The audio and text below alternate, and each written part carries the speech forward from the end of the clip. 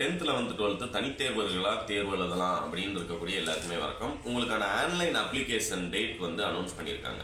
Online application சொல்லும்போது நீங்கள் browsing centre மூலமாகவோ நேரடியாக போய் நீங்கள் தனியாக கம்ப்யூட்டர்லேயோ பண்ண முடியாது.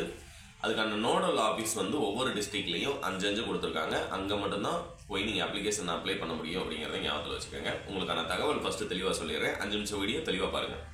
உங்களுக்கான அப்ளிகேஷன் பார்த்தீங்கன்னா நாளையிலேருந்து நீங்கள் வந்து அப்ளை பண்ணலாம். நாளைக்கு 6/12/2022 வெள்ளிக்கிழமையிலேருந்து 17/12/2022 செவ்வாய்க்கிழமை வரைக்கும் 11 நாள் மட்டும்தான் எக்ஸாமுக்கு அப்ளை பண்ணுற டேட்.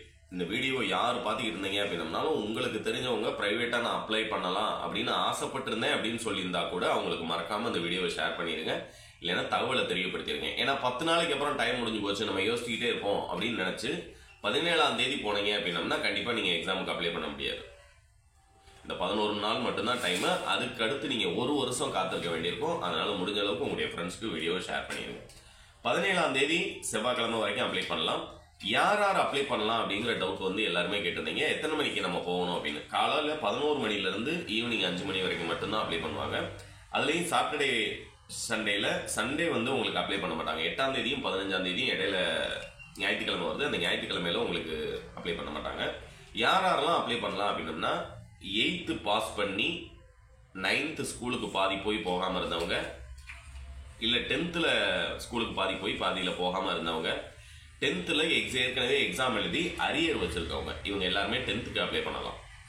11th 10th பாஸ் பண்ணி அதுக்கப்புறம் நான் படிக்கலை, அடுத்து வேலைக்கு போயிட்டேன், இப்போ நான் டைரெக்டாக எழுதலாம்னு நினைக்கிறேன், +1 +2 எழுதலாம்னு நினைக்கிறேன் அப்படின்றவங்க 11th அப்ளை பண்ணலாம். நான் 11th ஸ்கூலுக்கு போனேன், எக்ஸாமுக்கு அப்ளை பண்ணேன், ஆனால் எக்ஸாம் வர்ற டேட்டில் டிஸ்கண்டினியூ ஆகிட்டேன், 11th டிஸ்கண்டினியூன்னு வச்சுருக்கேன் அப்படிங்கிறவங்க எல்லாருமே 11th and 12th ரெண்டுக்குமே அப்ளை பண்ணலாம். இன்னொன்று 11th நான் ஏற்கனவே எழுதி ஒரு சப்ஜெக்ட் இல்லை 2 சப்ஜெக்ட் பாஸ் பண்ணிட்டேன், இல்லைன்னா எல்லாமே பாஸ் பண்ணிட்டேன், இல்லை அரியர் வச்சுருக்கேன் அப்படிங்கிறவங்க 11th and 12th ரெண்டுக்குமே அப்ளை பண்ணலாம்.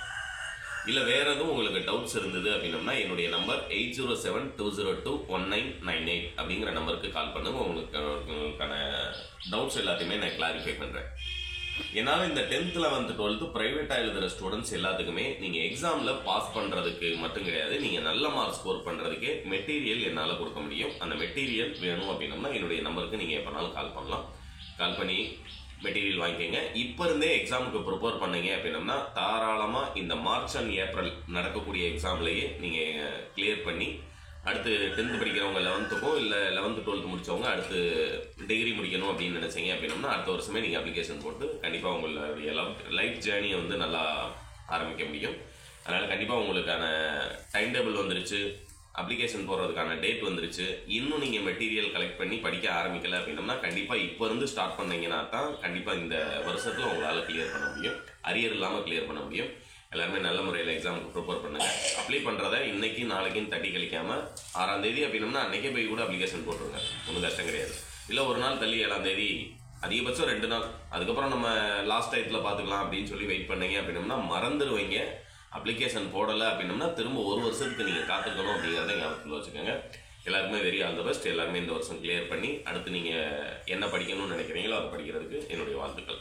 தேங்க்யூ.